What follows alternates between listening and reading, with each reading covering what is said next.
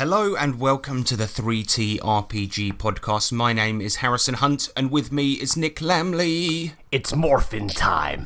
And of course we've got James Clark too. Good, I'm glad. You're glad that you're here. This is a podcast all about tabletop RPGs, and today we've got an above average show for you. We've got feedback, we got news punch, we got what you've been slaying, and we're going to talk about the main subject, which is going to be debunking the myth of Sir Bearington or Mr. Bearington. I can never remember, but anyway. And then we've got your electro letters. Yes, it's Sir Bearington. And then we got your electro letters. But before we begin, I'd like to thank Ace B, Julian Burnick, Ryan Wahab, and Jason Duncan. These guys all pledge at the $10 a month Dreadlord level on our Patreon, and as a result are part of our dark army. Head over to patreon.com/3T RPG podcast to join as well. We've got plenty of tiers for all shapes and sizes. Dwarves, elves, you're all welcome. But, yeah, it's going to be a good show, boys. It's going to be so good, your eyes are going to melt. Oh, perfect. You know, I can't wait. Alright, let's do some feedback, shall we? Oh, let's. The feedback side. The feedback side. Yes, bitch, the feedback side. It's the feedback section. Yeah, we take your comments and read them out. Yeah, feedback, bitch. So we got one bit of feedback this time. Actually, in the Electro Letters segment, Owen Lean, he asked the question about us, you know, having done podcasting for a while, and wondered if there's anything, you know, new skills with regards to podcasting that we'd like to learn. And Gary McCallum of the Murder Hobo Show came back and said how to do your Discord live stream so that your podcast isn't full of bleeps and bloops. And Gary's always been good at stating the bleeding obvious, but yeah, I mean, we did an episode last time for episode 69. We did a special where we did a live Discord episode and a lot of the listeners joined in, and it was really, really fucking good fun, except, yeah, you could hear the bleeps and bloops from Discord because I fucked it and didn't know how to do it, and then the show had already started, so I thought, I was a bit like, well, I can't just spend 10 minutes sort of sorting it out now, so I did debate whether or not to actually release the episode because it was fucking annoying, but I thought that, you know, it actually turned out alright in spite of that, but we'll sort it out for next time. Yeah, exactly. One of those live ones, because I think we do want to do more of them. Yeah, I don't know about you guys, but I enjoyed the hell out of it. Oh, no, I had a really good time. Yeah, no, it was really good fun. Yeah, I really enjoyed it. Yeah. It was awesome, especially during the Electro Letters when we got people to share their stories about weird people they've met in RPG circles. That was a good fucking laugh. Yeah, so I guess in talking about a homeless guy that came into some guy's game every week, and somebody that wanted to read their entire diary of the beast. The beast. If you couldn't get through that episode, skip a little bit forwards, and yeah, the bleeps and bloops do stop a little bit, but I am sorry about that. I did include an apology at the beginning of the episode, so you can't do me for it. Yeah, it's all legal. Shut up. Yeah. Alright, let's do some news, shall we? Let's. Right, if we have to.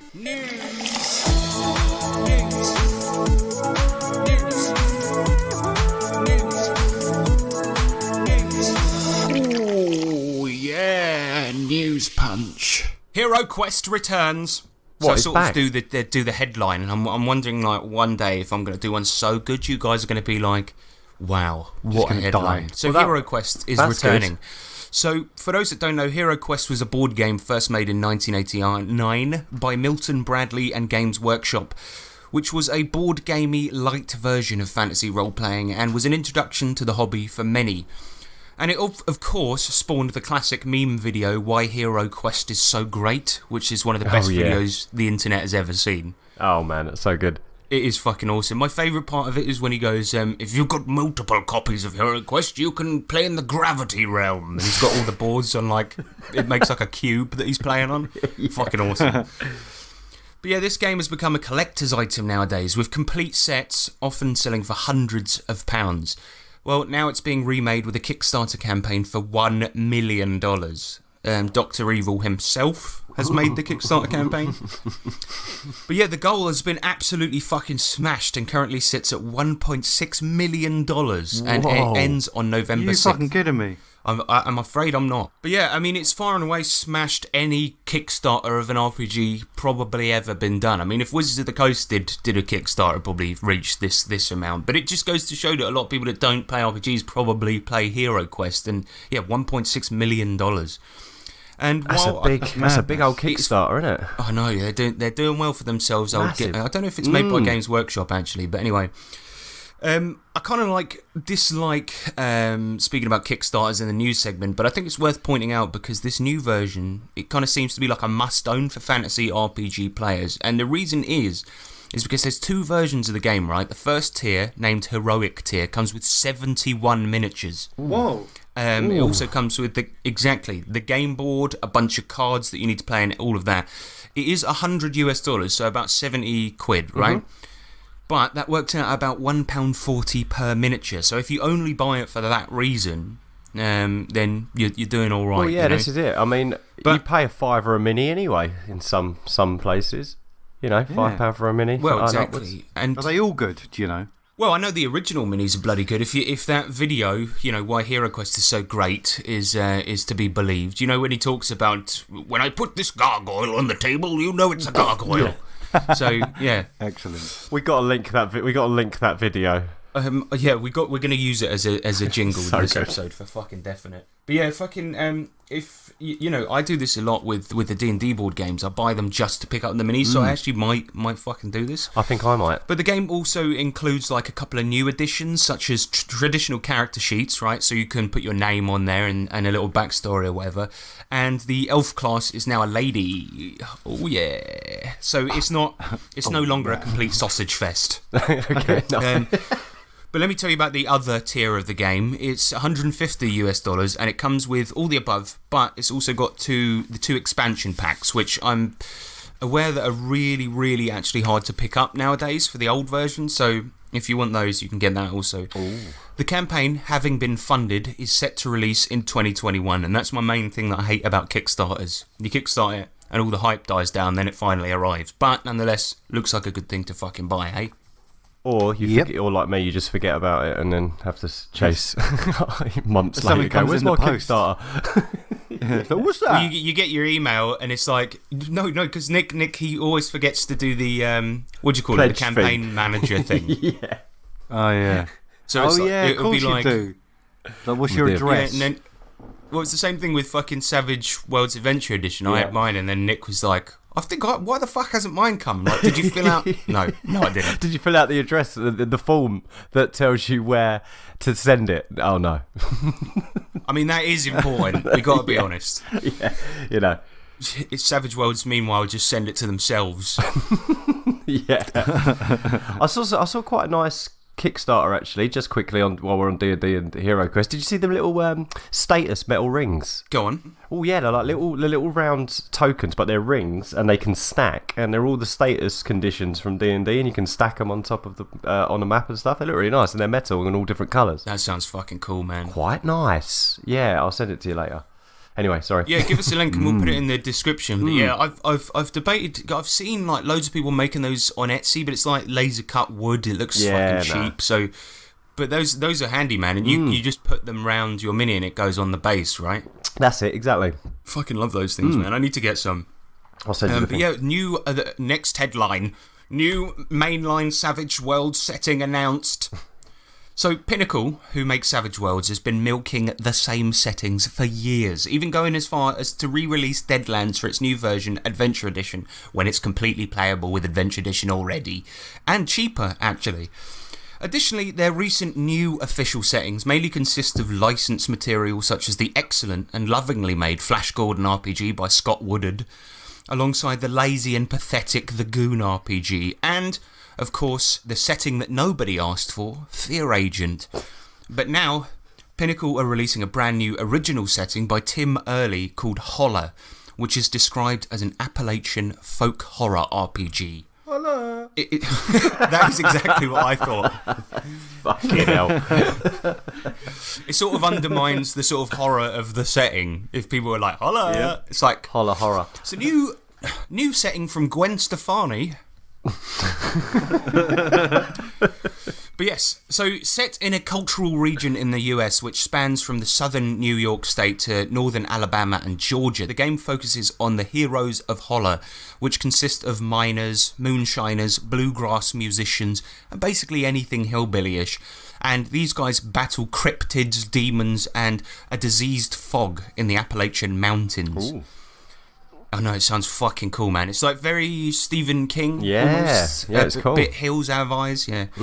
The cover depicts a red and black image of a man looking onto a mining station holding a skull in his hands. And yeah, it looks fucking awesome. And it's coming out on Halloween night this fucking year. Oh, nice. Surprise release then, because they only announced that a little while ago, didn't they? Yeah, and you know, I'm pretty excited, as you probably are, Nick, because I know Savage Worlds does do sort of... It does pulp horror really fucking well, and... Yeah, it does. I think Savage Worlds has been crying out for a new main setting that's not a fucking licensed product. Yep. This could be interesting, couldn't it? You know what annoys me specifically about the Savage Worlds licensed product? It's all you can tell it's what license could we get for cheap. You know, it's not going to be Conan the Barbarian. It's going to be Solomon Kane, the other book that fucking Robert E. Howard wrote. You know what I mean? Yeah. But yeah, I mean, this looks fucking awesome, and I was looking at Tim Early's kind of credentials, as it were, and I don't know, it was difficult to find out what else he's worked on, but I think he worked on ETU as well, nice. Which is a great setting, so I'm thinking that this is going to be fucking good, and it looks like to be my kind of thing. I like this sort of grounded, you know, personal horror type stuff, so I'm hoping it'll be good. Yeah, I reckon it will be as well. Fingers crossed. We'll check it out. We will. And Wizards of the Coast to release 3 classic settings next year. Yeah. I don't think I'm going to get a job as a newsreader anytime soon. I like the whippy headlines. Yeah, well, that's how we do it here. I'm trying to break boundaries, you know. But yeah, in an online gaming event, Wizards of the Coast mentioned that 3 classic settings were to be given the same treatment as the highly praised Eberron remake that came out recently. Which settings? Well, it's not been announced yet, but D&D's executive producer, Ray Winiger, mentioned that next year we'll see a focus on settings for the game, continuing their current trend of doing that, basically. But recently we saw the release of the Wildermount setting, a Critical Role brainchild, and Theros, a magical gathering setting, Magic the Gathering. Basically, a bunch of wizards met up, they gathered, I was about to say, a magical gathering's like a wizard party, isn't it? Well, I mean, if Wizards of the Coast aren't actually wizards that are on holiday, then I'm going to be fucking disappointed. Yeah, me too. Right? Me too. Me too. They're just sitting there drinking out of a coconut. On a beach, writing. But so considering that their recent settings are, you know, not ones that anyone really gives a shit about, what are the new ones going to be? And it's rumoured that Dark Sun, which is a post-apocalyptic setting where magic is destroying the planet, is a strong contender. Planescape is also rumoured, which is fucking awesome. We played that. Yeah, we did play in it. I had to get those Planescape settings when we played it before from nefarious websites because they're very hard to get hold of. And lastly, Greyhawk. I don't know much about Greyhawk, but let's just say this. Greyhawk once featured an adventure where a wizard uses portals to send monsters to our Earth to use them as special effects in big-budget Hollywood movies. And in this same adventure, you can meet the cast of Star Trek in their dressing room and fight them. That's pretty cool. What? So I don't know much about Greyhawk, but a lot of people say it's really fucking good. I'm just excited. If they re-release Planescape, I'm in because I love that setting. It's just bonkers and fucking weird, and it's funny because the thing I love about Planescape is that like alignment is like a known thing. Like there's a planet of neutral people and they or a plane of existence, and they just hang around and they're like, do you have an opinion on anything? No, not really. And I just love that shit. Yeah, so cool. Yeah. It is fucking good, and I'm hoping that that's what it is. But that, boys and girls, is the news this week. Oh, nice news. Oh, I really enjoyed it. Yeah, me too. And now the weather with Nick Lamley. And we've got showers in the west and... No, sorry. And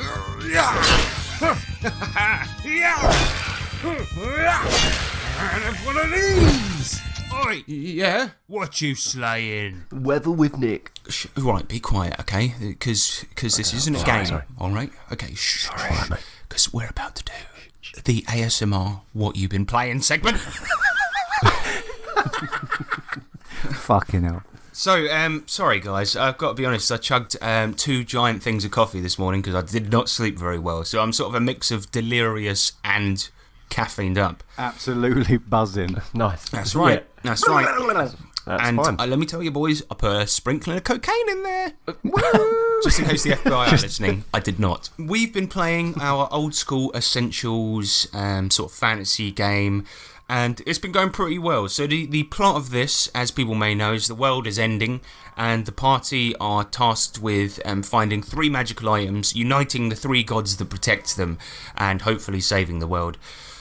And it's gone a bit weird. I've got to be honest with you guys. My plans are sort of gone thrown out the window for this one, because what happened is recently the guys, and this was the episode a couple of episodes back, and the guys basically found out that the big bad, who was a previous character, had fled to the desert, started up a big Mordor-style lair in the desert. And they launched a full frontal assault using the army which the king had lent them, and we did a mass battle. I'm not going to talk too much about the rules for the battle, because I want to actually do an episode on my mass battle rules, but let's just say it was fucking epic. James, do you want to give us a little run through of what went down? Oh, it's a bit too much went down, to be honest. So, as at the beginning, obviously, we were doing loads of setup, and there was basically 4 main people who were basically in charge of 4 smaller army segments, and two of us were in the sky, and we proceeded to drop barrels of TNT on the front bridge and trying to explode the sides of the walls so we could expose and let the ground forces in. That's going to sound a bit mental, because you just said we were in the sky. In the sky. So to give it a little bit of background, in OSE, 5th level knights actually get access to flying mounts, and the 2 characters, Dee Dee and Stanley, so that's James's and my brother's, they were in charge of the flying squadron. So it's a bunch of fucking knights flying on griffins, unicorns, pterodactyls, which was mental and fucking awesome. And so I let them sort of plan out 5 different encounters. And yeah, they dropped TNT on the main door to let their ground forces in. And in the meantime, for those that don't know, in the previous arc of this campaign, the guys built up a zoo full of monsters. And they decided, we own a town now, fuck it. Well, what we're going to do, they sort of tied ropes to them, tied them to the feet of their flying mounts, dropped not only TNT, but some of the most powerful monsters in the world into the enemy base. I just let them go mental. Including, Nick, a gangster skeleton, which they had captured before. Dropped him on there. Yes. There was an owlbear, there was a Ghilan, which is basically a zombie frozen in ice, but because this took place in the desert, it thawed and was biting people's faces off. Oh my god. The whole time, these guys are fighting in mid-air like huge armies of people, and then fucking they see down below, the ground forces sneaking round the side, the owlbear chucking scores of people into the air, the Ghilan tearing people's faces off. At one point, they got into a fight with one of the big bads, this fucking this dragon-riding knight called Lysanderoth. And when they knocked him off of his fucking dragon and he fell down, Bones Malone, the skeleton, sort of uppercutted him and pierced his entire body and went, I fucking love this shit, guys. Yeah, and then now the monsters are AWOL. Yeah, and we had, the ground forces going in. They were trying to find the item while the flying knights kind of kept them busy, kept them safe as well. And, they were also getting rid of, there was 2 birthing pools of orcs and, what was the other one? Orcs and imps. Imps, yeah. So there was two birthing pools to, it was just like a big ass crazy layer that was just farting out all these creatures to try and destroy the world.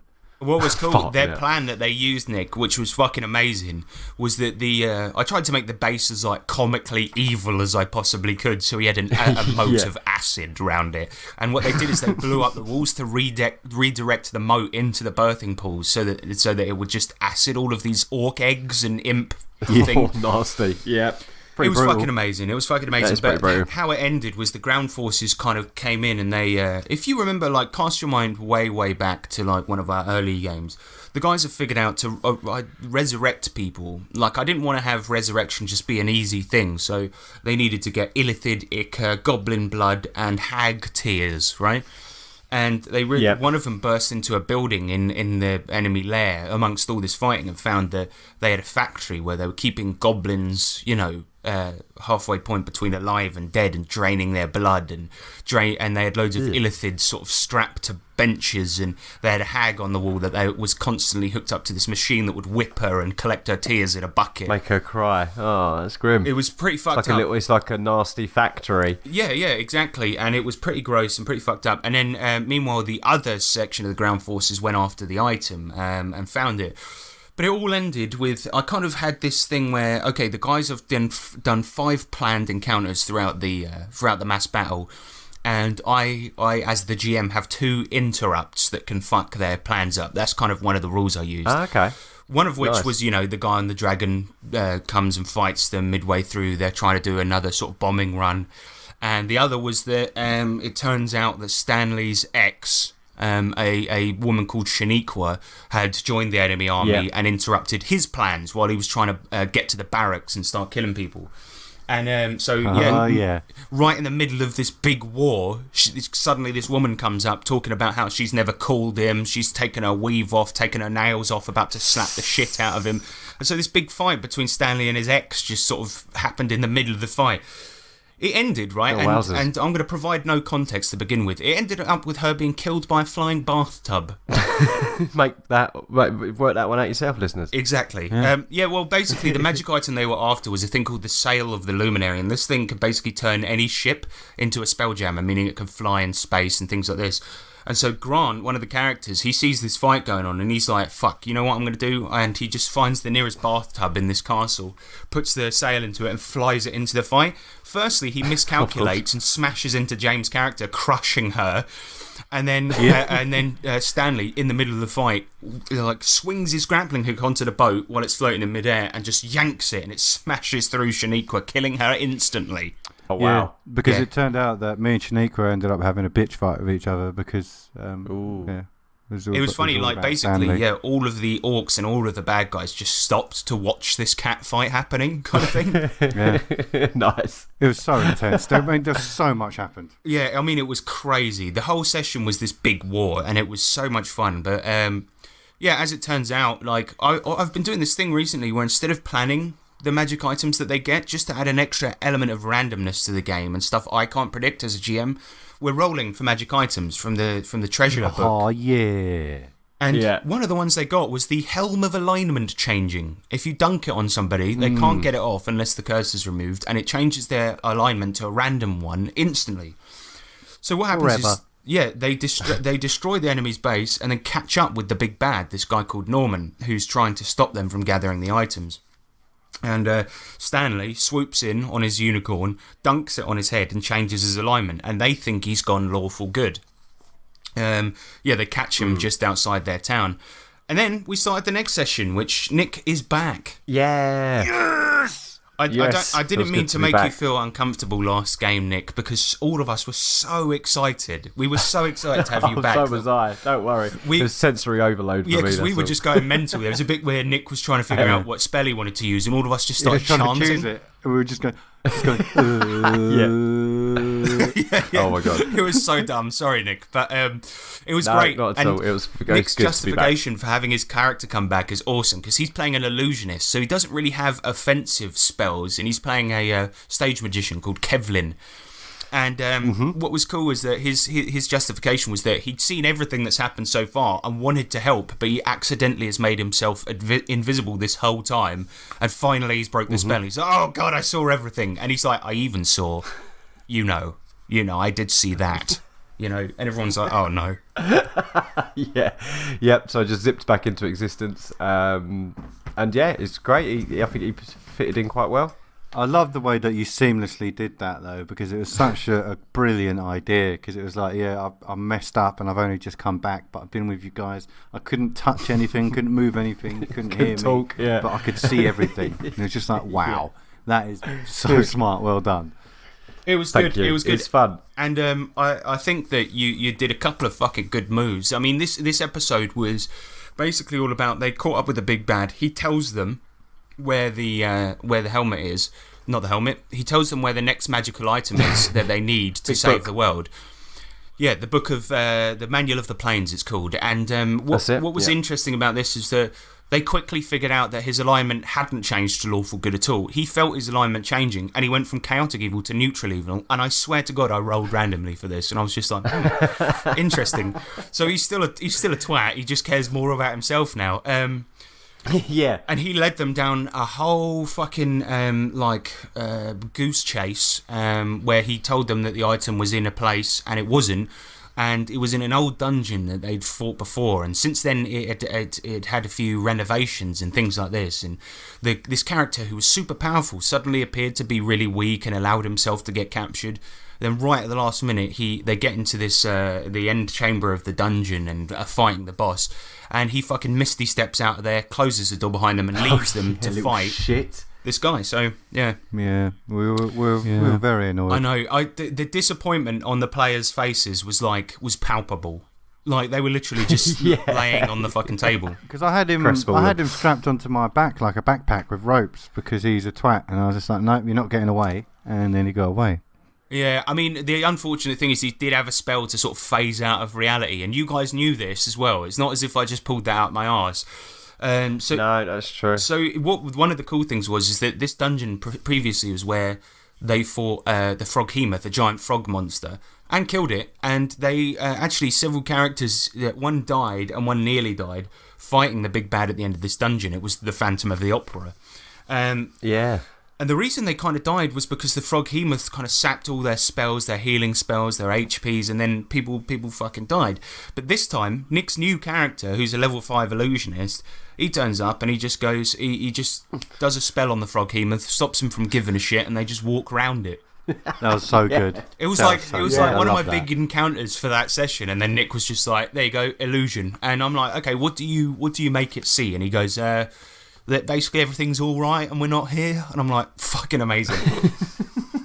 Yeah, it just sits in the water with its little head popping up. Yeah, I mean, it was pretty good. The golem was my favourite.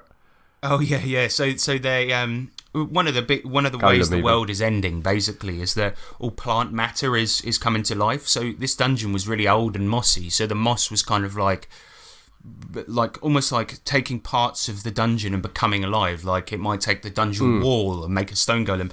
And they get in there and they're fighting the stage in this theatre, and it's basically all the wood is coming to life and attacking them. They killed 3 wood golems, and then the remaining one, Nick spent ages convincing him to join the team. They did magic tricks for each other and shit like this. Yeah, it was so cool. The wood golem, whose name was Jeevis Golem, lasted about 10 minutes because they got to a trap room, and Nick basically used him, like the wood golem sort of sheltered his character. Shield. Yeah, and brought him through, and obviously got chopped to fucking pieces. He just died, didn't he? On the other side, he just dropped down. I should point out, because he only had 2 HP left from after the fight where you guys were fighting him, so it was like, I don't think he survived. Oh my god! Yeah. No way. Yeah, I mean, it was pretty funny. And then after, they get locked in the room with the big bad, with the bad guy of the dungeon, and Norman, the big bad, escapes and goes back to their town, and they find that the final god that they need to convince to be on their side is fucking up their town, and he believes that Pan, the sort of main god of this thing, like who's the god that rules all gods basically, is fucking up their town. This air god is fucking up their town, and he says that Pan doesn't. He's given everyone the tools to run a good world, and they ran it into the ground, and as a result he believes that he's doing Pan's will by destroying their town and stopping them from saving the world because it's the punishment they deserve. He challenges them to a one-on-one fight. He says, pick your best guy and I'll give you the final magic item if you beat me. He goes, I've got a sense of fair play, I'll give you an hour to prepare. And Dee Dee, James's character, just jumps in, no preparation, and they're going to fight each other. Meanwhile... because he was like, you can't cheat. And I was like, well, we can't cheat. You just fight then instead. We're having it then. Well, what I kind of meant... what he kind of meant was that you can't... no interfering from other people. But you could have, prepared some dynamite, or something to stick up his arse. But, yeah. So we kind of left the session, their town completely fucked over and destroyed. This Dee Dee's about to fight a wind god, and fucking all the rest of the characters are about to fight Norman, the other big bad. So and that's sort of where we're at, which is a crazy cliffhanger to end it on. It's scary. It's bloody scary. Well, I feel like Nick, you've come back at a good time because although there's certain little things like that are wrapping up, where the campaign goes next, I have no fucking idea. Because perfect, yeah. You know, Didi, you've got into a fight with a god completely unprepared, and the other guys are fighting one of the most powerful people and person in the world without much prep as well. So we'll see what happens. And also, I scared him a little bit though with my Grim Reaper glamour. Oh yeah, this was an amazing move. As soon as Nick saw Norman, the big bad, he kind of rushed in, used his glamour spell, rolled intelligence to see if he knows what Norman's kind of biggest fear is, and it was dying alone. And so Nick turned into the Grim Reaper, you know, used the glamour spell and was like, "It is your time, Norman." And he was like utterly terrified. And I just thought that was such a good use of it, man. Thanks, mate. It's really, really fun because obviously he's got no kind of... he's not tough at all. He's got no really offensive kind of moves, so he's just got a little dagger. But he's got a bunch of really cool illusionist spells, which I've been really enjoying because it's something different. So, well, yeah, put it this way: I mean, he turned the tide of a really big fight, and also I said because he used the death, you know, glamour thing. I said that they can basically they win initiative when the fight starts because you know he's terrified. So yeah. And another cool thing about, you know, the big if we bloody well survive and save the world, then the kingdom is ours. Yeah, the king basically said he's going to hand it over because they've done more for the kingdom in the last 2 weeks than he has in the last 10 years. So, but it's a big if at this point. I don't know, mate. I don't know how it's going to go next session. It could be fucking hell, I'm terrified. But TPK. Yeah, hopefully. No, I'm kidding. But yeah, fucking well done, guys. I think you did a good job, and Nick, it's fucking great to have you back, man. Oh, thanks, mate. It's good to be back. All right, well, let's get on to the main subject. Main subject magic. Main subject Tokyo. Main subject.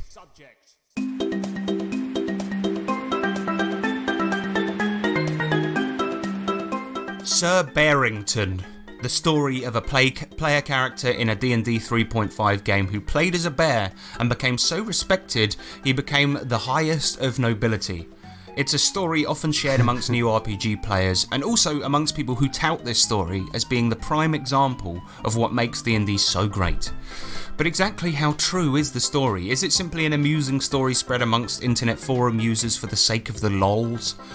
Well, today we're going to be examining this internet legend and finding out once and for all if it's actually true. So for the sake of people who aren't familiar with the story of Sir Bearington, I'll first recap the original post. Or the post people are familiar with, I should put it. The tale of Mr. Bearington first came to people's attention on 4chan, posted by an anonymous user in late September 2011. And it goes like this. Make a bear character in D&D 3.5. DM laughs. Make bear a rogue and put every point I can into disguise. Prestige class as a spy to get more disguise. DM says I can't speak English. Max out bluff. By growling, gesturing, I can fake speaking a language I don't speak. English. Use money to hire a butler NPC. Give him magical item to speak bear. Growl. An excellent suggestion, Mr. Bearington. We really should ask the group to investigate the Black Marsh. Over the course of the game, be knighted as Sir Bearington. Queen holds a dinner in my honour. A guest becomes the first man to ever make a perception check that can beat my disguise, and he shouts out loud, "Hey, that guy's not a guy, it's just a bear." Man is escorted out of the castle while the guards apologise profusely for the indignity. We're so sorry, Sir Bearington. Very sorry for this man's behaviour. Roar. Shrug. Excellent. That's so good. Raw. Shrug. I'm sure it was a bit more charismatic than raw. Now, this story, guys, was widely circulated and reposted in a number of places in an image format and became the stuff of legend. But in 2014, a Reddit user by the name of Zagorath posted an image to the green text board on Reddit, which contained a considerably less circulated and less popular post from 2010. And this post was reported to claim the true story of Sir Bearington, which sounds like a great Netflix documentary. Yeah, it does, doesn't it? And while it was posted a year before the 4chan version, this story wasn't nearly as widely circulated, but it was written in a more traditional fashion and was supposedly the original version of the story. Posted by user Dr. Guns for Hands on the RPG forums, which is also a great character, by the way. If anybody needs a character idea, Yep, there you go. Dr. Guns for Hands. Anyway, yeah, he posted this on the Giant in the Playground forums, which is an RPG website. This version contains some details that will help us examine the legend in more detail, and it goes like this. So, Guns for Hands had been playing this D&D 3.5 game for some time, and the party were all fairly high level. The druid of their team, Onar, took the leadership feat and earned the respect of his peers in a religious sect called the Gatekeepers. The druid then awakened an animal companion and took him along with the group. Onar then decided to give all of his levels in Rogue to the bear companion, meaning that the bear started at a higher level. In addition to this, the druid spent every penny he had getting magic items for his animal cohort, most of which boosted his disguise skill. During a time skip, which I assume is basically a long period of downtime, Meat Fists, the awakened bear, resurfaced as Mr. Bearington and wore lavish human clothing, complete with a monocle. Now, this is a great image, and I love it. Yeah. And if this is true, this is a good game, and I want to be in it. But yeah, basically, after he started wearing a suit and clothing and resurfaced as Mr. Bearington, he went on to become a respected figure in the art world, the field of medicine, and a known connoisseur of gourmet food. What? And he was subsequently invited to all the biggest parties in the region. Guns for Hands then describes the few occasion when he says Mr. Bearington's impossible disguise level, which is what he calls it, failed. The rest is largely similar to the more widespread version of the story, someone pointing out that Bearington is a bear, and someone getting reprimanded and taken out of the party, etc, etc. So, it's already easy to see where the original story ends and the Chinese whispers begin. There are huge differences between the 4chan one and the supposedly the real story behind the bear, Yeah. I've visited the original forum post and confirmed that it was posted before the 4chan version, so we can consider this one to be the real or original telling of the story anyway. And I mean, really, if you guys kind of think about it, and take a look at the 4chan version, it kind of falls apart quite quickly for several reasons, including the low ceiling of a character's starting / bluff / disguise skill, because if this was D&D 3.5, you guys have played Pathfinder. What's the highest fucking disguise skill you're really going to start with? It's like a +3, right? Yeah, exactly. Yeah. And this guy's telling me that nobody ever succeeded on seeing that he was a bear until he was, fucking 7th level and was at all the Queen's dues, you know what I mean? Yeah. So, seems like quite a bit of bollocks to me. But then also, the money needed to outfit your butler with a magic ring at starting level, even just one, right, is ridiculous. And of course, the obvious falsehood that the bear was only discovered, when he was fucking 5th level. So, it's all a bit of bollocks, right? But in any case, you can tell that wasn't the original idea because it was posted afterwards and it has a lot of bullshit in it. Yeah. In any case, this version is, not the original. So we'll be examining the 2010 version by Dr. Guns for Hands, the most dangerous doctor known to man in the world. Yeah. Yeah. Imagine he's trying to operate on you and he's making it far worse. Oh my god. Just gunshots going off. Scalpel. He's just he's like, okay, look, we've got a routine kidney stone operation going on. Oh fuck, shit, oh no, fuck. Can someone get in here? He's got 4 gunshot wounds. Don't know where they came from. Everyone, we don't know where they came from. Okay, somebody get me a pair of tweezers. I need to get a few bullets out of this body. Over there. Oh shit, they're can dead. Someone send Dr. Scalpel for fingers? You pass me a scalpel. Oh fuck. Well, no one's here anymore, just me and myself. So Yeah, everyone surrounded by dead people, dead assistants. And then on the death certificate says reason for death, old age. So the druid, Onar, in the original story, awakened his animal companion after taking the leadership feat, a feat which is required to take the further feat, Wild Cohort. And it sounds like I'm talking a load of rubbish because we're getting into deep, D&D rules here, but Guns for Hands felt it important to mention the leadership feat, which to me says that he has half remembered the build the druid went for, as the druid likely took the leadership feat so he could take the Wild Cohort feat. But what does that ability do? Well, the basic description is thus. You have a special bond with a wild animal and it's willing to travel and adventure with you. And further to this, you gain a +2 to animal handling checks when you order your animal around. But the important thing is that you can choose from the extended list of animal companions. So instead of dogs, hawks or beavers, you can gain an ape, a giant weasel or a brown bear. So without taking this feat, he wouldn't have been able to get a bear. So that's important, right?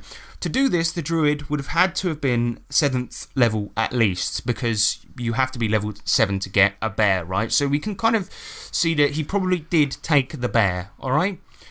But here's where it gets complicated. We need to examine the druid's animal companion ability and how it works. So we can assume that the druid had their starting animal and the additional one brought on by the wild cohort skill. But the animals that you get from the skill aren't special in any other way. They don't wear monocles. They don't put suits on. They don't become respected in the field of medicine. An art. Exactly. They gain the stats typical for their type at 1st level, and as the druid gains level, they gain more HP, natural armor, and bonuses to strength and dexterity. Nowhere does it mention giving previously acquired levels in rogue to your companion. So I know what you're thinking. This must be some obscure rule in maybe a druid's handbook or some weird fucking splat book that came out for it. And I mean, Guns for Hands talks about this thing, you know, giving levels of rogue to a bear as if it's a normal thing. Which, let me tell you, I've tried it IRL and it doesn't fucking work, alright? They don't like it. The only thing that you get when you try to give a bear rogue levels is maimed. That's what you get, alright? Yeah, exactly. So, while I actually found a 3.5 edition book called Masters of the Wild, right, which contains new class options for barbarians, druids, and rangers. And while the book has a lot of interesting new rules, including rules for teaching tricks to your animal, Oh, that's cool. That's, it's like, you know, for circus bears, you know, but teaching tricks, I mean, let's be honest, it could include art criticism. Well, this is it. Imagine going to a circus, right, and it's like, you know, usually it's a bear balancing on a ball, balancing a kettle on its head or something. And in this case, it's like, you just see the bear come out and he's like, and now for our final trick. He's going to analyse this painting. The bear comes out and goes, Just holding his chin. Yeah. Yeah, and then just roars into the air. Roar! And everyone's like, wow. Wow, how did he see that? Yeah, and it's like his reviews printed in The Guardian, you know, it's just a bunch of roars. But this book, right, basically, it contains a whole chapter fleshing out the animal companion rules, but nothing about giving a bear your abilities. But in that book, I did find something. Remember the story said something about the druid awakening his animal? Mm-hmm. Well, this led me to go back to the main book, and there's a spell called Awaken, a 5th level spell available to druids, and is actually elaborated on in the Masters of the Wild book. Let me read this section for you.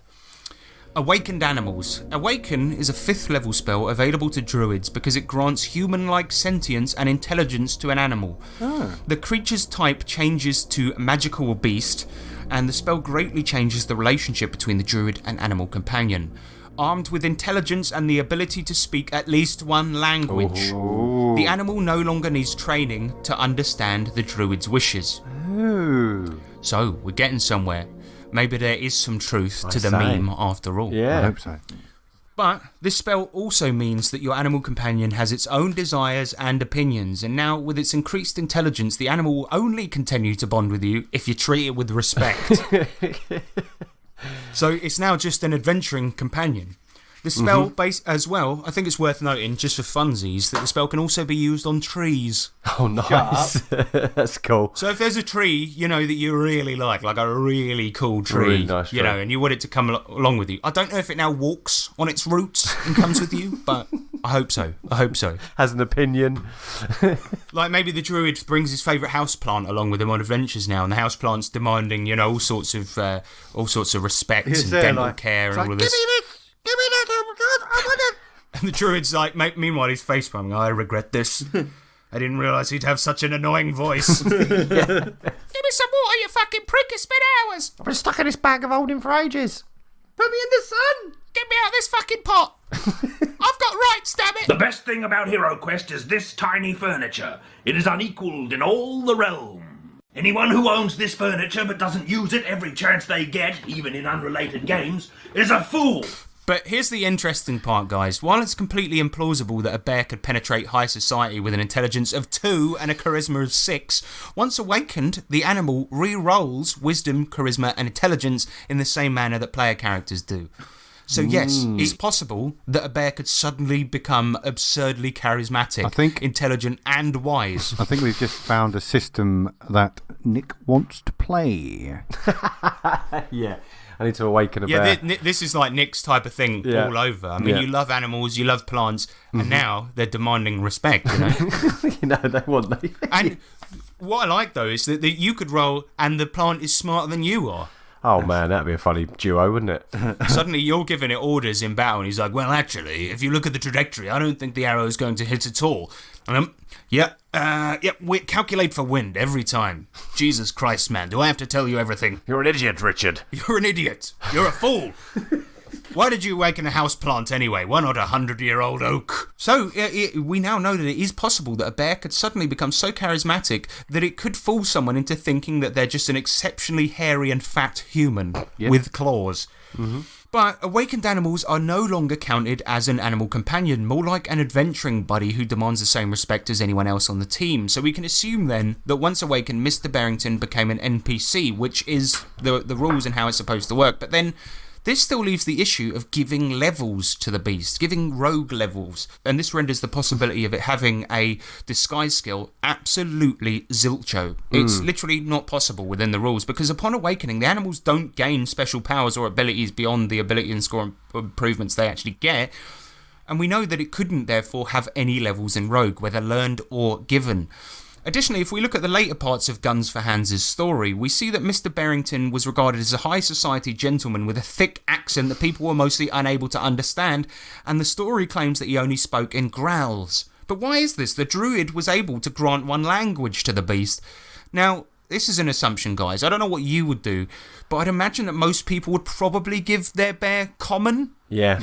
Yeah, maybe. Yeah. Makes sense. Because you'd want them to be able to speak to the rest of the team, right? I mean, it's also possible that the druid, Onar, gave his companion, Elven or some other language, so only he could speak to it.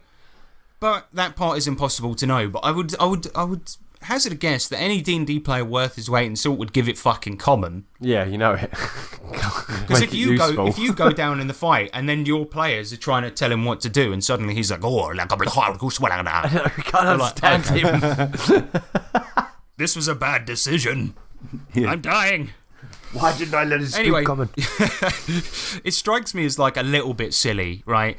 That the team wanted this bear to infiltrate high society and yet didn't give him common. So I'm not sure if I believe that part of the story, that he only talked in grunts and growls.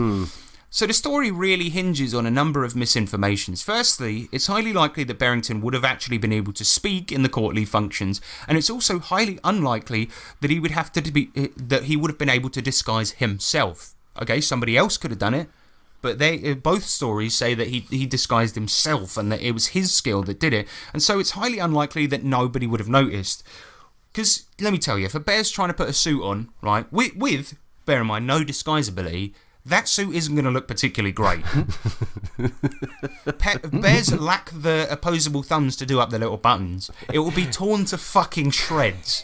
All the back could be torn open, all hair hanging out.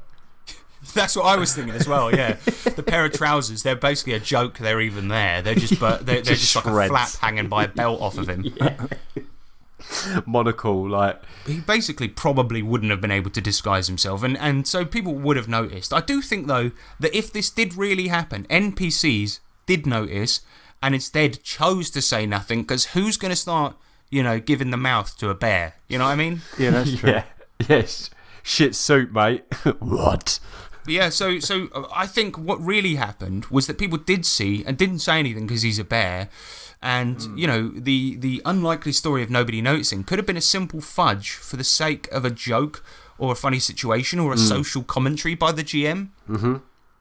It's like in high society, as long as you're part of it, people will let you get away with murder. Even being a bear, the biggest crime known to man, Yep. And get away with it. Get away with that there. Yep. But the final thing we need to talk about is the money the druid player spent on magic items, right?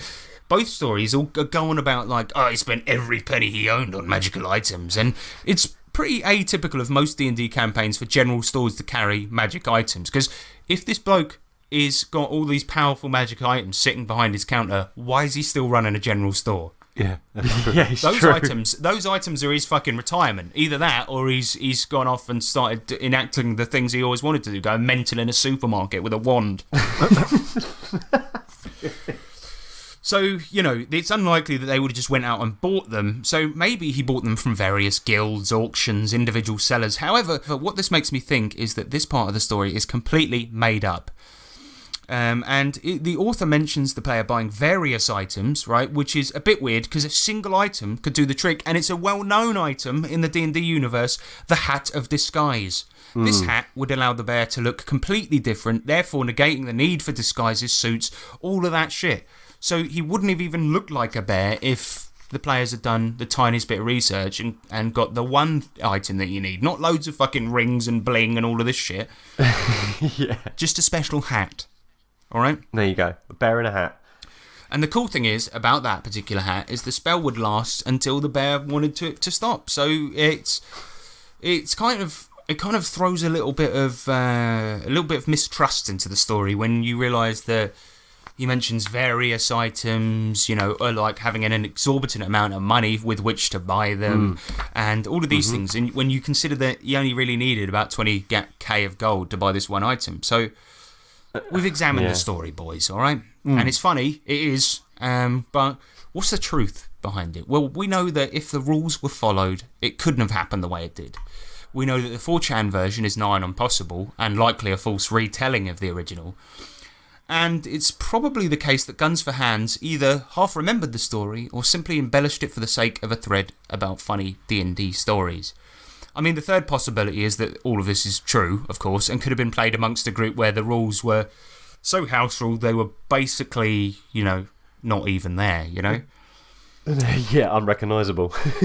Yeah, he's like, the GM's like, look, anything with a bear that's funny, it fucking happens. No role required. It's in there, But man. is there a chance that he became a player character? You know, it is possible. It is possible, but the thing is, it's not mentioned in the story. I mean, the thing is, once you awaken it, it becomes... There's the other way it could actually happen, isn't it? Yeah, but when the bear becomes awakened, you know, it becomes a PC, so it's highly likely that maybe someone else joined the game and started being the bear, or the druid decided to retire his character and be the bear. It's entirely possible. But you think that might have got mentioned, because that, I think, would have made the story funnier. That there's the druid, he's put all this effort into the character, and then gone, fuck that, alright, I'm a bear now. Sorry, guys. Sorry, guys, but shit's going to get weird from now on, alright? Rawr. But hang on, Mr. Bearington, you can speak English. Fuck you, rawr. Okay. But still, Twitchy you know, edges. actually, guys, I think that examining this story, actually, for me, I just kind of wanted to do, you know, a new thing and investigate an urban legend, an internet urban legend, if such a thing can be called that. And I think, whilst examining it, I kind of wanted to see the validity of it, because there were a few little fucking things that always, like, got into my mind about this, and kind of I was thinking about it, I was like, did that really fucking happen, or is this one of those bullshit things that people tell when they're telling you their great game stories? But I think it actually points out something really interesting about this, because everyone accepted this story as fact, or at least most people did. Everyone assumed it to be true. Everyone from the members of the Giant in the Playground forums to the masses of people spreading it to extol the virtues of D&D as a source for comedy. But why did nobody notice the discrepancies? And I think here's the answer. It's that nobody knew the rules. I had to go deep to figure out whether this was true or not, and I still find it confusing, and I still don't know. It's like a single 5th level druid spell and a purpose-built druid, along with an obscure embellishment in a splat book likely not owned by most people to play the game, mean that this story is really difficult to unpick. And this examination serves to point out one thing. D&D from 3.5 onward is so bloated that even die-hard fans of the game are unable to tell when a rule is made up, false, or half remembered. Aha. And I just think it's interesting for that reason. I did reach out to Guns for Hands for an interview, and he hasn't responded. Oh, man. And I think it's probably partially because he posted this 10 years ago and doesn't remember it, so I don't know. We've got to hunt him down. But what do you guys think? Nick, what's your opinion? Fact or fiction? I'll take a bit of both. I'd like to think that the story is grounded in truth. Something happened with a bear that was funny. Whether it went to this extent or not, or whether it got, jazzed up a bit for comedic effect, probably that. But yeah, I definitely think there's a base of fact. Someone definitely messed about with a bear and had the whole table cracking up at some point, and it became one of them stories that just kind of gets told and told. Yeah, because the some of the rules he mentions are legit, and I think you're right, and I think a lot of people, even in their normal lives, tell stories and they'll put a little spin in there just to make it more interesting. Because otherwise it would be a really fucking boring story. What's that saying? Don't let the truth get in the way of a good story. Well, exactly, and I think that's what it is. But James, how about you? What do you make of it? Yeah, I think they just forgot to mention that the bear became a player character. Because if they became a player character, then it seems way more plausible. Because although it's not specifically in the rules, if you house rule it, fine, you can be that character. Then that means that they will have the ability to gain levels and all that extra stuff to actually make it work. That's actually a really good point, because what they might have done, he's probably misremembering saying he gave his levels of rogue to a bear. When what really happens, he might have said, somebody might have said, okay, I want to be the bear from now on. And then suddenly somebody... And he gave up his character. Yeah, and he takes the stats for the bear, and then the GM's like, what class do you want to be? And he goes, well, rogue, obviously. Yeah, so that could have been what happened. Yeah. And he started, at level 5, a couple of levels below the other players, Uh-huh. Yeah, I think... Also, definitely a little seed is now implanted into Nick's head. 100%. I know exactly how to go ahead and make this happen for me. I just keep picturing the bloody Winnie the Pooh meme, and it's got the top hat, suit, and monocle on. Oh, yeah, that's all I keep seeing. Yeah. I mean, look, Nick, if you wanna multi-class as a druid to get this in OSE, you're more than welcome. Thank you, mate. I'm definitely gonna look into it. But the trouble is, if James's character is... I'm definitely going to look into it. James's character is now involved in a fight. James, if you die and you want to be Nick's new bear character... Hello. We can make this story a reality. Yeah, let's make it happen. Oh, yeah. Yeah, sorry, bit of a weird main subject for you guys today, but I kind of... No, I loved it. That's fun. I thought it would be a bit fun just to analyse like an old internet story and see if it's actually true. And send us any more. What? I agree with you, Nick, partially, that I think there's a lot of truth sprinkled into a lot of lies. And I also agree with James that I think you've come up with a scenario that I think is very likely. But listeners, let me know what you think, and tell me whether or not you think it's true and whatnot, and we'll talk about it in feedback next time. Oh yeah. But let's get into some electro letters, shall we? Because we've got some. Good. So yeah. In the future, you will be able to send a letter or parcel from anywhere on the planet. This, sir, is the electro letter. So originally this episode was going to be about mass battles, and we were going to be talking about some epic shit, so we asked people just to tell those epic stories about, their campaigns that they've always wanted to tell, but the right, subject hasn't come up. We've got ones from Facebook, Reddit, and we've got some general questions as well. So we'll go through your epic tales from your campaigns. So the first one comes in from Timothy Peer. He says, I once played a goblin lawyer. And that's where the story should end. Yeah, it should. And he says, it was in a homebrew game of 5e a few years ago. Oh, right, so the goblin lawyer isn't a real class in 5e, is it? But yeah. He says he was the heir to a trading company and had made enemies with another trading company backed by the Elf Nation. He always found ways to place explosives in their ships, kill their officials, and generally make life hell for the pointy-eared bastards who dared attempt to make profit on his turf. He pushed his luck one too many times, and on the day of his wedding, assassins struck. They attempted to kill him, his wedding party, and everyone in the temple. After a grueling duel with the assassin's Grandmaster, he caught him in a double Cloud of Knives spell. Ooh. Just as the Grandmaster bled out, he stole the man's shadow and soul and ate it, making a pact with the devil. Ooh. That's a fucking good wedding, if you ask me. Yeah. I mean, if your wedding ain't got a pact I wonder with if the devil. The wedding guests were just applauding, thinking it was like some sort of stunt for his wedding. Like people are dying all around him. They're like, hey! Yeah! All these drunk wedding guests just like, fuck yeah, no, special effects on that one. Her head looks like it really came off. That's cool, man. I mean, we need a goblin wedding in our game. And a lawyer. I'm gonna just force it in. Next week's game, we're not playing the game. We're just doing a goblin lawyer wedding. That's fine. I remember once we played a Wise Guys game where there was a wedding where a rival gang attacked us, and my character was drunk off his fucking face as soon as the battle 2 started. bottles of wine.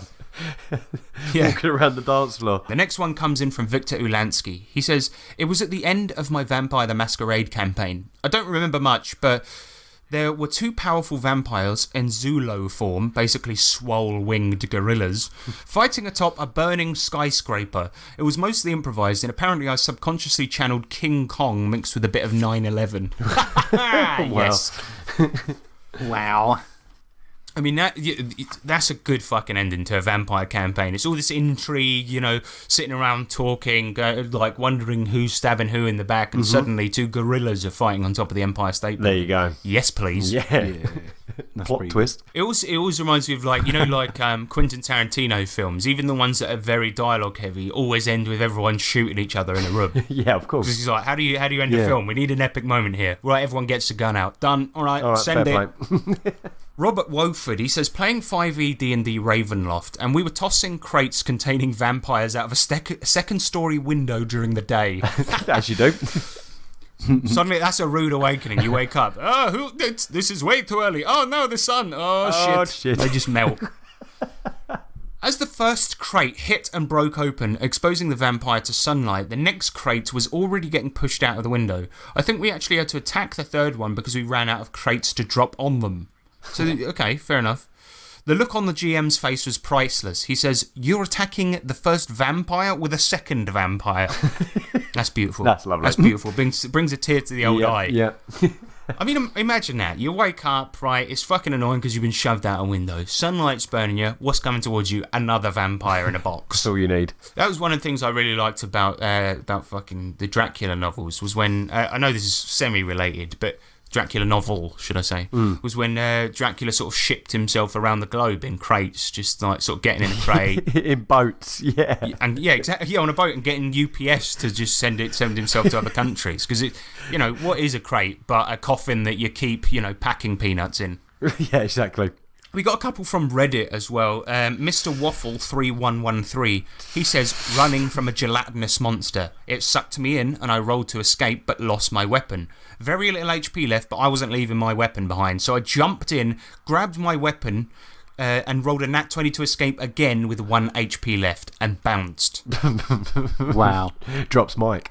Well, actually, funny enough, when he said bounced, it sort of remind me of the deal with it meme. I imagine him sort of swaggering out there, like nearly horizontally, so lean back. You know what I mean? He's like, "See you later, bitch. Peace out. I'm bouncing." With holding his weapon with 1 HP. Yeah. I mean, yeah, I hope it was a good weapon. He's like, "I've got to go in there to get my generic longsword." I need that dagger. If he jumped back in just trying to get a fucking sword, then he's a fucking idiot. But if it was a good one, like a gun or a gun, yes. And Mr. Waffle, grenade. he's all right. Mr. Waffle, man, he's good. He's good. He's a good guy. guy. Next one comes in from Kangaloony. He says, "I was GM. Barbarian character in a Berserk Rage 2nd edition climbed into the eye socket of a flying dragon and after getting his arms stuck, chewed his way into the dragon's brain, killing it in the process." That's probably the most barbarian move I've ever heard of. That is. It literally, you can't top it. It's so that's so barbarian, which is going to be my new catchphrase. That's so barbarian. That's so barbarian. That's so barbarian. Barbarian didn't survive the fall, but did provide wonderfully inglorious ending to a dragon I deliberately made as nasty, spiteful, and condescending as possible. So the dragon's like, "You fuck your mother," and then the barbarian's like, right, I'm not having that. I'm chewing your brain out. I imagine the dragon as well, like, while he's having his brain chewed, was sort of having loads of, semantic issues and seeing things, because his brain's getting all fucked up, so he's like... As he's trying to fly, yeah. Man, that is a good fucking move. This is why your game needs a barbarian. Yeah. Oh, yeah. Agreed. We got a couple of ones all about Shadowrun as well. Ooh. Edrak, he says, "We were playing Shadowrun. Our team was a magic-heavy mages, adepts, and a technomancer. Our mission was to retrieve a blood sample from a museum/zoo. Which one is it, mate? Come on. From a museum/zoo opening showcasing various paracritters, modified, magically mutated creatures, basically. Our day job was as a punk band called Missile Party, a misread of the adept power Missile Parry. The group found funny. We do the legwork, stake out the venue, start the infiltration, and shit goes wrong. So to create a distraction and take some heat off the character doing the infiltration, we decided to order a stupid amount of pizzas and crash the grand opening by making an impromptu performance. Our muscle, an adept troll, bursts in with a leg, don't know what that means, hollering, "Party!" And he was forever declared the party troll. Nice. This is one of the things I fucking love about Shadowrun, is that people plan and plan and plan, and it's when shit goes wrong. You're playing this serious, gritty game about the night streets of Boston, and then suddenly, shit goes wrong, and a troll comes in with a stack full of pizzas yelling "Party!" It's yeah. If you can try to be as serious as you want, but when shit goes south, people are going to turn into fucking idiots. Yeah. I mean, we had it in our Shadowrun game where somebody, they were subtly trying to rob people in a restaurant. And as soon as somebody noticed, the guy jumped on a table and started electrocuting people with his, electric powers. And he was just like, "Give me the fucking money!" And was just going mental. It's like, wow, cool subtle infiltration game we got going here. Smoothly does it. Exactly. And then, the fucking SWAT teams got called. They got fucking tanks out, shit starts going wrong. And you know what? Pizza cures everything, right? If he'd have just got on the table and said "pizza," maybe things would have gone better. Yeah. The next one comes in from 24520LS. Wow. Probably a throwaway account. Yep. He says, "Let me tell you all a tale of Shadowrun. I had a street Sammy," he means samurai, "who I called Noodle." Racist. Noodle was a normal-looking 22-year-old elf with green hair, of course. She had a cyberware and bio-weight, and I think he means BioWare, but it was all wireless and hidden. She was a total hedonist and used many drugs. So we break into a mansion, hacker deactivated security, and we're getting the stuff we were hired for. We're playing Pink Mohawk. What the fuck does this mean? So, we're playing Pink Mohawk, so it's going weirdly smooth. Noodle notices that they have weird maid/sex robots. Only before she gets there, we learn something. The dude is a hacker and has turned security back on. So Noodle rounds a corner when the maidbot pulls an Uzi from her miniskirt and open fires. So Noodle is alone, fighting this thing. She says, "Fuck it, I want my damn robot." She charges it, dodging bullets, cuts its arms off. She then grabs the robots and the arms and bolts to the van. The other two groups of us made it to the van first. They didn't know why Noodle left. The enemy hacker was controlling a car with a minigun and robots they had to fight, so they had no context for Noodle running out carrying a sex robot in one hand, mono sword in the other, and sprinting for the van. She managed to get in and we bolted. We had the hacker fix it, and now she has a cleaning robot. Whoa. I like the fact that, they were like, "Well, the mission's going badly. Right, I'm taking the first thing I fucking see. Not a mean vase, not, expensive jewellery, but the cleaning robot." Yep, that's mine. There's a sex robot repurposed as a cleaning robot. Well, he did say in the story that it was a cleaning/sex robot, which is fair because, in a lot of sci-fi stuff, it's like... Cleans up after themselves. Well, exactly. And you got, in so many sci-fi things, you got sexoroids and sex robots. But it's like, why just have them do that one thing? If they got all these limbs and stuff, get them doing a bit of the washing up too. That's right, yeah. Exactly. Get the most out of your sex robots, people. If there's one bit of advice we want you to come away with from this podcast, it's that. Right, guys? All right, reprogram them. Come on. And today's sponsor, coincidentally, is the new NordVPN sex robot. NordVPN. We've got some general questions in as well. Thank you very much for your submissions regarding your epic stories. Very fucking cool. I think the email of the week has to go to the barbarian, eating a brain from within. Oh, yeah. 100%. Through the eye socket of a dragon, yeah, definitely. But John Williams, he asks, if you had a minor superpower or magical power to make playing RPGs easier, what would you want that to be? Example, the ability to flick a finger to make the exact dice you need to roll at that moment appear out of nowhere and roll themselves, or character sheets that fill themselves out and update automatically. Right, Nick, what about you? You've got one superpower that you can use, but it has to be for gaming. And it's got to be minor. I would like to be able to have the ability to display an image in front of everybody from whatever my mind can conceive. So, like, rather than explain something, I can just make an image appear as I'm talking about it so everyone can see. You'd certainly get a lot more done, wouldn't you? Because like instead of describing each room, you'd just be like, right, you go into this room. What do you want to do? Yeah, exactly. That's a good one. James, how about you? That's fucking smart. You're a dick, mate. That's a winner. Thanks, mate. Well, mine was. I think, selfishly the other way around. It would just be like the retaining of information. Well, the ability to not see images. Okay. No. Sorry. It's in like instead of sharing it with the players, it'd be the superpower would be a personal superpower where it would be retaining information. You know, like basically character sheet and notes. So you just sit there, and it would just be like, you know, it would just be like perfectly in your head. You'd know your character sheet. It'd be like roll. So your superpower would be to be smart enough to remember absolutely everything. Yeah, like a photographic memory. Yeah. That'd be handy. That's fair. Yeah. I mean, you know, you are a drummer, and you know what they say about drummers. Bangs a lot. That they're thick. What? Yeah, well, exactly. That answers the question. But fucking, I tell you what, my superpower would be. I think it would be to be able to communicate just to one player. So I can send them little... Yeah, whispers like to GM. When somebody does a mind read power, I just tell them straight to their mind. Yeah, that'd be cool. That'd be fucking... Because we've currently got a guy on the team who has ESP, so he can read minds. And the amount of times I need to go, right, let's go out the room. I need to tell him. And everyone, every single time, everyone makes the same joke. Oh, they're going to have sex. So fucking childish. Oh, that was quick. That one wasn't it? That was quick. Well, I think our group is quite childish. Look at what we were like last session when you came back and we got overexcited. We were just making noises all the time. Yeah.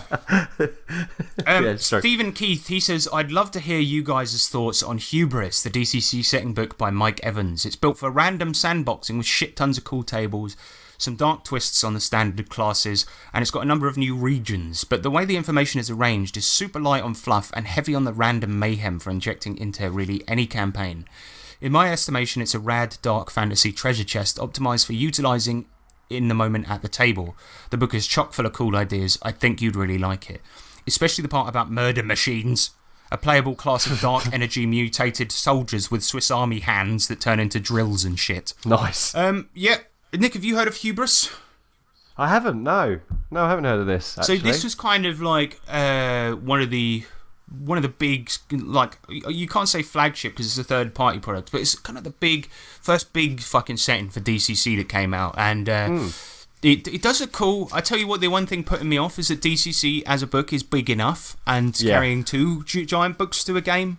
You know? Yeah. But I've definitely been having a look at it, and it looks fucking cool. The art on the cover is really great, and I've thought about buying it for review specifically on this podcast because I like the look of it.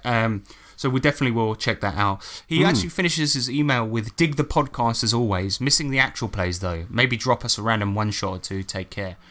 Okay, so the big trouble with that is that I found, I haven't really spoken to you guys about this, but I found that the actual plays, because they very much revolve around James and Nick's characters bouncing off each other, and they're so fucking good at it and awesome. They kind of make the actual plays. As a result, like, I found that when we were doing it on Discord and trying to do it during the pandemic, because we're trying to, minimize contact, I found that it was people talking over each other and by accident, obviously, and then going, oh, sorry, mate, what did you say? Oh, say that again. Yeah. And it just didn't have a natural flow to it. And so likelihood is we're not going to be doing actual plays until we can meet up in person. So it will be a while. I hope that the normal episodes, you enjoy them anyway. We really desperately want to get back to doing actual plays. And I do have an idea for a Christmas Dirt Boy Blues special that maybe we could meet up maybe outside and do or something. Yeah, we can figure it out. It's fine. Yeah, it's just that it didn't really work over Discord basically, which is a shame. And so as a result, we're gonna probably not do them for a bit. But once this is all over, I promise you we'll get right the fuck back on it because I'm desperate to get into it. Yeah, totally. It'd just be the mask muffle, wouldn't it, at the moment? But if we can do something where we could do it outside or whatever, then yeah. Do you reckon we'll ever release that unedited episode? No. I thought about it, but the only reason I didn't release it is because it ended on a cliffhanger that's probably never going to get resolved. So I just thought, fuck it, let's just leave it there. Fuck it. We can leave that Tunnels and Trolls one up as a one-off episode, and it's still a pretty funny episode, and I enjoyed making it, but it was a pain to edit and a pain kind of to do with. So I mean, we had a good time, but it's just the way it ended up sounding because we do the actual plays for you guys, the fans. Exactly. So it's not as if we kind of want it to be of a certain quality, and unfortunately it wasn't quite as good doing it over Discord, so yeah. We'd rather not. Although he until does we can actually get follow it. up with another general question. He says, Ooh. favourite D6 based dice pool system. I'll read the rest of his message first, and then we'll give our answers. And he says, so I bought a bunch of six-siders, imagining the simple thrill of throwing big handfuls of classic dice around a table with my pals. Glancing through a few options, standard D6, Cinema 6, Mini 6, Pip System, Tiny Dungeon, Elemental, and even that brutal one you guys mentioned back on the free games episode. Oh, bloody hell. All seemed cool, but with elements of, not quite. After I looked at another I looked at was Victoriana, a steampunk game with pretty cool mechanics for contested roles. Doesn't seem like many people have played it though. I guess I'm sort of looking for that elusive sweet spot between quick and crunchy, ideally throwing down more than just 2 or 3 cubes at a go. Are there any dice pool systems you guys really love? Yes. So, Nick? Mutant. Oh yeah, good point. I forgot. Yeah, because that uses D6s, and you don't need the proprietary dice to do it. Mutant's a fucking great shout. Yeah. Really fun system. You know, sometimes you'll be rolling 2 or 3, but if you're playing to your character's strengths, you can be rolling like up to Loads, 10, especially if you've got gear, you know. Yeah, that's probably my one that springs to mind. Good, yeah. I'm going to throw my hat in the ring and say Shadowrun. Yeah. I always talk about how I want to play that game more, and I'm fucking desperate to play that game more because I fucking love it. Yeah. But yeah, that one works on a pool system, and you know you're trying to get hits, which I think are 5s and 6s to try and beat an amount of hits, and you roll big fucking handfuls of that. And the good thing is, it's a pool system, but it's really easy to quickly read the dice because you're just looking for 5s and 6s. You just take a glance at it and go, okay, 3. Okay, I got 4 hits. You know, things like this. One, I just want to quickly say one I don't recommend, actually. Tunnels and Trolls. The reason I really actually ended up disliking it is, well, I like the system for solo play, let's put it that way. It's really fun for that. Perfect for solo, perfect, yeah. Yeah, I mean, it's built around it. But the thing is that you're rolling big fat pools of dice and having to add them all together, and it just has terrible flow to it. If you're playing by yourself, it's fine, because you can just sit there, it's a nice relaxing activity, add up all your dice. But I found that combat was such a grind when you were doing it, because even playing online, it was fucking annoying, because then you have to subtract one from the other, and it's a game where you need a calculator, you know. But yeah, Shadowrun, that's my answer. Fucking love it. And it's Mutant as well is a good shout, because both systems, you roll big handfuls, but you can read them in an instant. That's the beauty of it. That's it. James, how about you? I'm latching onto Mutant, you know. Like, to be honest, it's D6 based, and yeah, it's fantastic. Good. All right. Nice. Well, another one as well. I mean, this is a bit of a cheat answer, but Vampire the Masquerade is a good one. Pool system. But you it's do roll D10s, though, isn't it? Yeah, it's D10, so it's sort of going outside the scope of the question, but it's also a good game and also quite difficult to quite easy to read, not difficult. The best thing about Hero Quest is rolling to move, and you might roll your eyes at this, but it really adds to the drama. Will I trip on a flagstone or leap heroically into battle? Let's find out. Well, the best thing about Hero Quest is ignoring the roll to move rule. So, John Beans. Williams says, Beans. He says, I can't really think of any epic moments, but I was wondering, how much wood would a woodchuck chuck if a woodchuck could chuck wood using different RPG systems? Stupid. You idiot. He said, yes, but he did say, follow it up with, also, if you could use a time machine to steal any RPG and publish it as your own, what RPG would you steal and what year would you go back to publish it in? Ooh. I go to 1970, pick up a little game called Dungeons and Dragons, kill Gygax, take his idea, go back to 1960, publish it. Ooh. Okay. Okay, all right, yeah, is that all right? No, but actually, we'll take that as we'll say that you can't say D&D because that's the obvious one. That's where the money's at. But Nick, what do you reckon? I would take. Yeah, I know what I'd do. I would go to, I'm guessing, the 80s. When did Call of Cthulhu first get published? Probably about then. About then. And I'd take it and I'd go back to H.P. Lovecraft time, 1922, 1918, something like that, and then release it then and blow everyone's minds. All you could do is get him as a consultant on the game as well. Yeah, exactly. But then travel back to the 80s and release it, and it'd be like, consultant, H.P. Lovecraft. And then people are like, what? But he died in... And you'd be like, yeah, mysterious tome. James, how about you? I'd do Sword World. Well, the Japanese fucking D&D game. Yeah, because it's like their most popular one out there, and I just release it a little smidge before its original release, and then it'll be me crowned king. And then you'd get to live in Japan. That'd be nice. Mm. All right, weird answer. Didn't expect that one.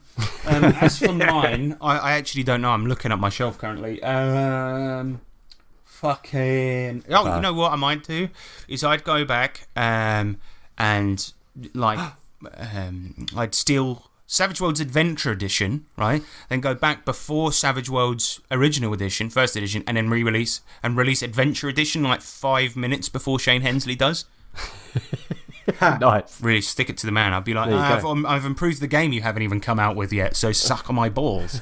Owen Lean, he comes in with one final question. He says, you've obviously learned a lot about podcasting over the years. What do you still need to learn? And the way that's phrased, it kind of makes me think, what do you still need to learn just in general? Oh, right. Well, for podcasts, I still need to learn how to do them well. And that's true. We haven't mastered that part yet. We've done them. We've done them, sure. Yeah. Good ones? But nah. We've done about 3 good ones in about 60, 70 episodes. And in general life, what do you still need to learn? Right now, more Excel. Oh, God. That's such a boring answer. I know. All right. With regards to podcasting, of course, thank you for the criticism, Gary McCallum, earlier on. Yeah. I really want to get more into live streaming stuff and doing live podcasts where we have the chat available during our recording times, which would be really fun. That's fun. Yeah, I like all that. I'd love to do live streams, maybe video ones, things like this. But it's not really podcasting, but it's a part of the brand. As for something I still need to learn in real life, I'd love to learn not to be quite as shy as I am all the time. Oh. And be able to make eye contact with people. That'd be nice. That'd be nice, wouldn't it? But, probably never happened. I'm 32 now, and I don't think it's going to improve. So, so there you go. James, how about you? Well, I think I would like to learn how to make a buck ton of money so that we, for podcasting reasons, can have our own purpose-built area.